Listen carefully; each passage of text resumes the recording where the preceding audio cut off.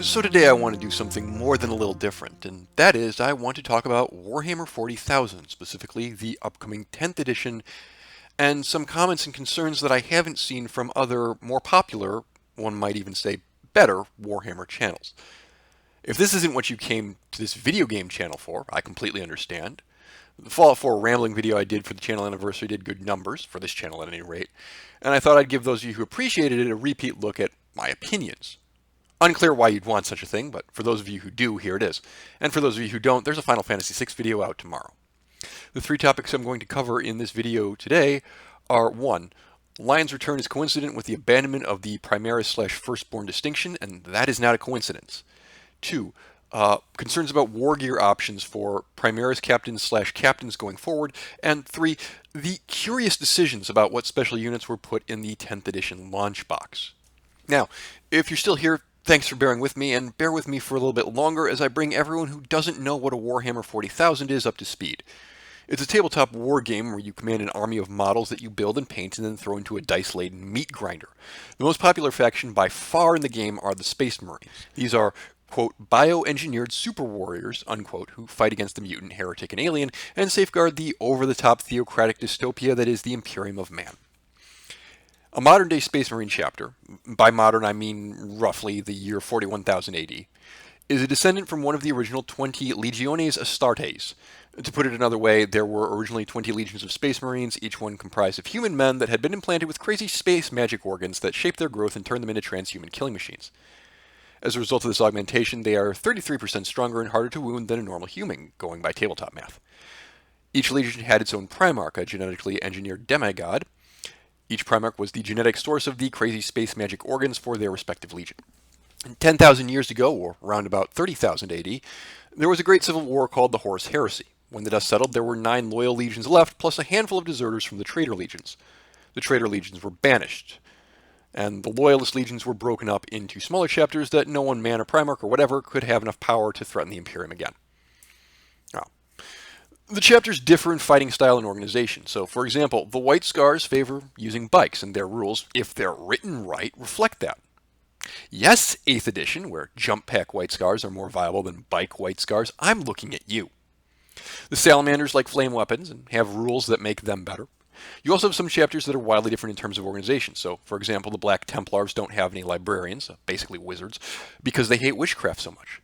The Space Wolves sometimes do a bit of a werewolf thing. They have a special unit called the Wolfen that nobody else gets.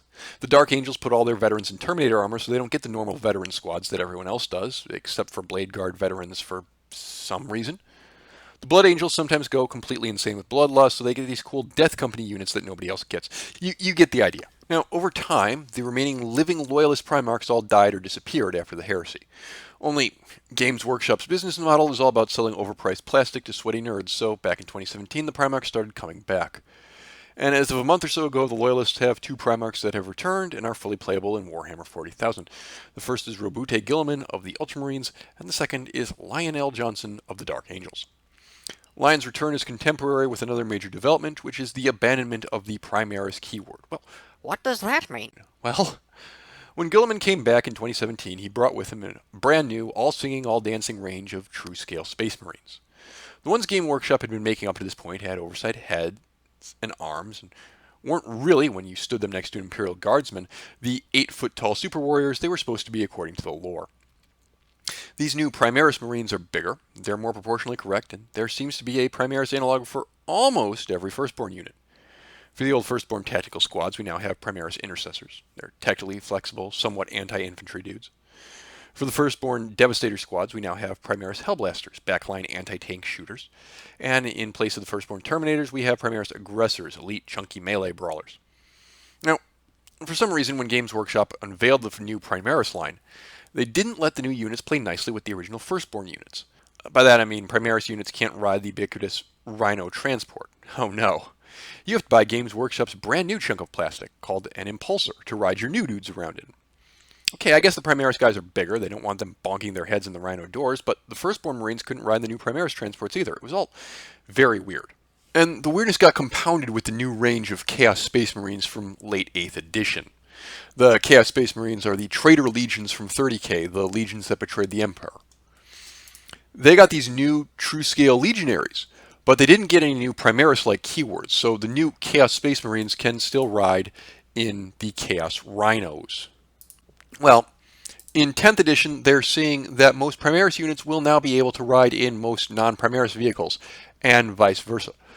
They're also saying that Primaris Marines will be able to wear Terminator armor. Essentially, the Primaris keyword is going away. Now, what does this have to do with the return of Lionel Johnson? Well, Lion is the Primarch of the Dark Angels, probably the single most lore bonkers legion / chapter out there. Remember what I said about how some individual members and squads of traitor legions remained loyal to the Emperor during the Horus Heresy? Well, the reverse is also true.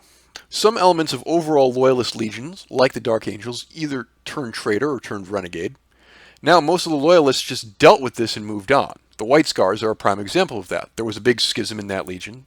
The Khan, their Primarch, put down the rebellion and sent all the surviving rebels off on suicide missions, and they're like, yep, job's a good one, no problem there.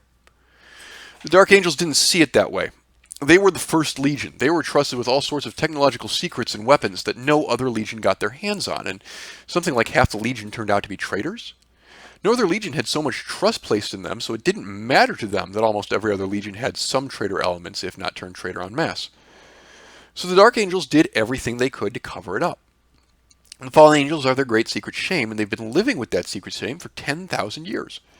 They have a very regimented hierarchy within their chapter and their successor chapters, secrets within secrets, with very, very few members of each chapter knowing the truth. These guys intensely distrust outsiders. So what did they do when Gilliman came calling with the new Primaris Marines? Oh, thanks, mate? No. The Dark Angels figured the Primaris Marines would be spying on their chapter. The Dark Angels are uniquely organized in such a way that basically everyone outside the Deathwing or the Inner Circle isn't really clued into what's going on and what the chapter's all about, hunting the Fallen Angels. And until 9th edition, there were no Primaris in the Inner Circle or the Deathwing. In 9th edition, the Primaris Blade Guard veterans are, for some reason, part of the Deathwing, which up until now has been Terminators only. So, now the Primaris keyword is going away. These Mars-grown Primaris Marine outsiders are going to be sharing transports with the Dark Angels' indoctrinated Firstborn. Like, the Primaris are going to be all over the place now, especially because, let's face it, some of these Firstborn kits are going to start going out of print eventually. We'll talk more about that shortly. But, Lion's back. Originally, Lion is forgiving the Fallen Angels he's come across. Those that can't be forgiven, at any rate. Now, the chapter's been reunited with their Primarch. Lion, and only Lion, can say, hey guys, you need to start properly integrating the Primaris Marines. Now, if this didn't happen, if Lion came back, say, halfway through 10th instead of now at the end of 9th, and almost basically the gap between 9th and 10th, you'd have a lore problem with respect to the Dark Angels after 2 editions of isolating their Primaris units and keeping them out of the loop, suddenly just integrating them into the chapter. So well done on the timing there, Games Workshop. The next 2 topics aren't going to take anywhere near as much time to cover. So, Captain Wargear. Your Firstborn Space Marine Captain, this gentleman here, is probably the most customizable unit in the game.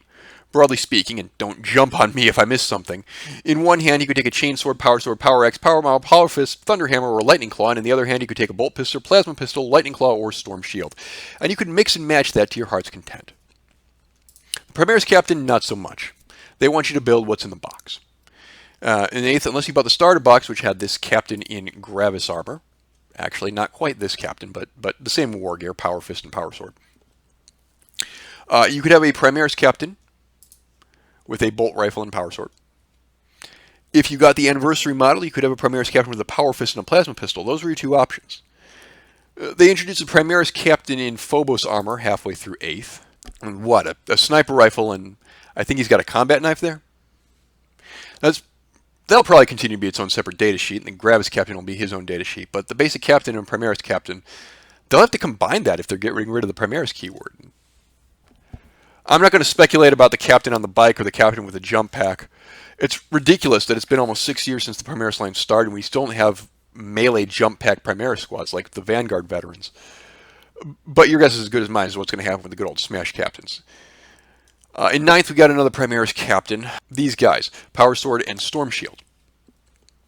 So if you don't want special armor, your options are Power Sword and Storm Shield, Power Sword and Bolt Rifle, or, I don't have a picture of it, Plasma Pistol and Power Fist. Okay. They've really moved away from letting you kit bash. There's no mixing and matching. By way of example, look what happened to the Death Guard Plague Marine loadouts between 8th and 9th. In 8th edition, you could double up on some of the special weapons or the melee weapons, even though they only came with one in the box. Just buy 2 boxes, build 2 squads, put all your shooting guys in one squad and your melee guys in the other. You can't do that in 9th. In 9th, they really moved towards the idea of what's in the boxes, what's legal to play. So I'm really concerned that a lot of the older captains, like say you built a captain with a Power X and a Storm Shield, well, there aren't any Primaris captains that have that loadout. So they might not be playable. Finally, let's talk about what's in this box and what the hell were Games Workshop thinking. Okay, Captain in Terminator armor, this is fine, right? Everybody can use this. Is he Primaris? It doesn't matter. He's true scale now. Whether or not that's a Primaris in there, again, doesn't matter. Thank you, Lion, for your timely coming back. Next, we have a Librarian in Terminator armor. Oh. Hey, remember what I said earlier about Black Templars not being able to take Librarians? Oh, okay, so you're going to have to convert this guy or paint him up as a member of a different chapter or just skip out on the box. Assuming you can pre-order one. But those other better channels I mentioned have already groused about Games Workshop's frankly inexcusable disasters when it comes to important releases all being snapped up by the scalpers. Or just the state of their web store right now. Alright, so that's one chapter down. It's a pretty popular one, the Black Templars. A curious decision. They had their own dedicated box set in 9th edition, so it's kind of weird to spurn them like that. Next we have the Apothecary Biologus. Just like Black Templars can't take Librarians, Space Wolves can't take Apothecaries. What's going on here? That's 2 of the more popular chapters who don't get the full value out of this box without doing some converting, and Games Workshop is, as mentioned above, not really favoring conversions these days. Okay, we got another Phobos Lieutenant. That's a meme at this point. No comment. Sternguard Veterans. You guys know that Dark Angels can't play these, right? So that's 3 out of the 4 special Snowflake chapters that probably have less incentive to get this box. What are you guys doing? This just seems weird to me. They've been careful in previous editions not to put the Space Marine half of the starter set or launch box that certain chapters can't use. I can't imagine that they'd suddenly let Black Templars field Librarians, right? Like, by way of example, the 8th edition starter set was the Captain in Gravis armor. It wasn't quite this guy, but he had the same Wargear as this. Everybody could take that. There were 2 lieutenants. There was an ancient, a guy with a banner. All the chapters could take that. There aren't special restrictions on any chapter that says you can't have a lieutenant or you can't have a guy with a banner, right? So it's very weird to see this stuff that certain chapters can't take in the new box when they've stayed away from not doing that in previous editions. Anyway, those are the things that I wanted to say about this new edition so far. Thanks for watching. Feel free to comment that I'm talking out of my ass. I'll see you all next time for something a bit more normal for this channel. And now a word from our sponsor, me! The name kind of railroads you into going this way, which I think is annoying. Get it? Railroad? I'm hilarious. Yep, okay, a couple guys followed us in. Not a big deal. You know, if we could hit them. There's a fire that's lit in here. I would not have expected the undead to need fireplaces. What do I know? Shinra Corporation ain't got nothing on that. I mean, look at it.